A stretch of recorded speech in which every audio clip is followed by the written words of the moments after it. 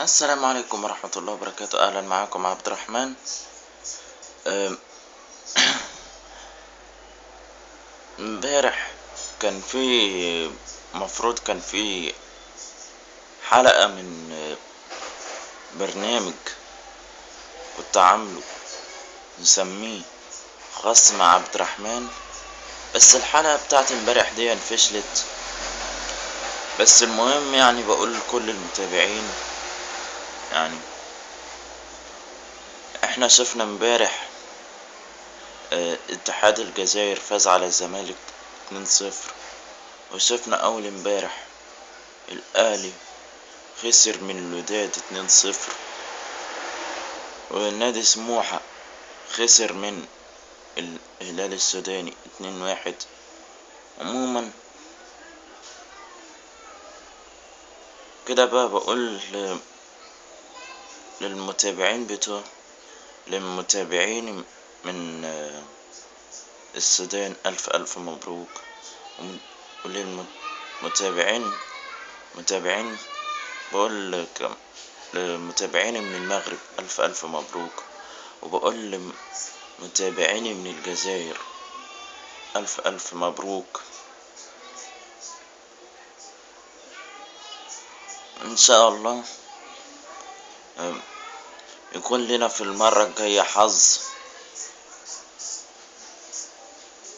ونقدر نكسبكم إن شاء الله. بس المهم يعني حظ وفر لينا، واحنا كمصريين ان شاء الله المرات الجاية تكون لنا بإذن الله. بس ما تنسوش ان اول ايام عدت في رمضان كانت ايام كلها لصالحكم، وطبعا يوم ليك ويوم عليك، وده اللي اتطبق علينا. المهم حابب اقول لكم على حاجة تانية، وهي ان احتمال انزل فيديوهات اليومين دول واحتمال لأ، خصوصا انا بيني وبين احد الاطراف في مشاكل، عشان كان في بينا اتفاقية. انا مش هحكي المشاكل دي بالتفاصيل دلوقتي الا لما اشوف بس هتكون ردة الفعل ايه اذا عرف ان انا قلت حاجة بمناسبة المشكلة قدامكم في الفيديو ده،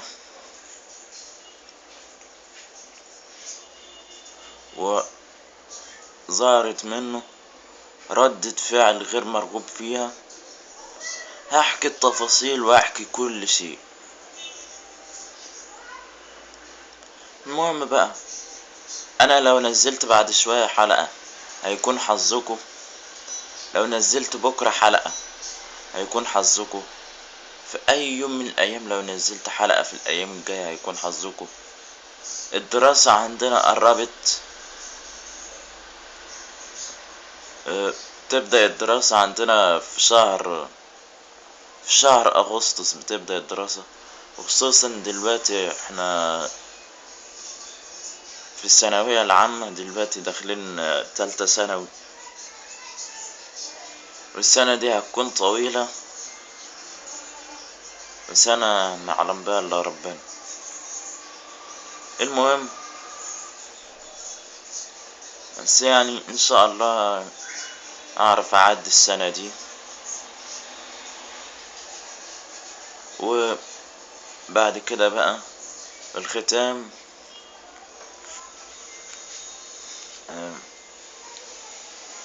كل سنة وانتم طيبين. السلام عليكم ورحمة الله وبركاته.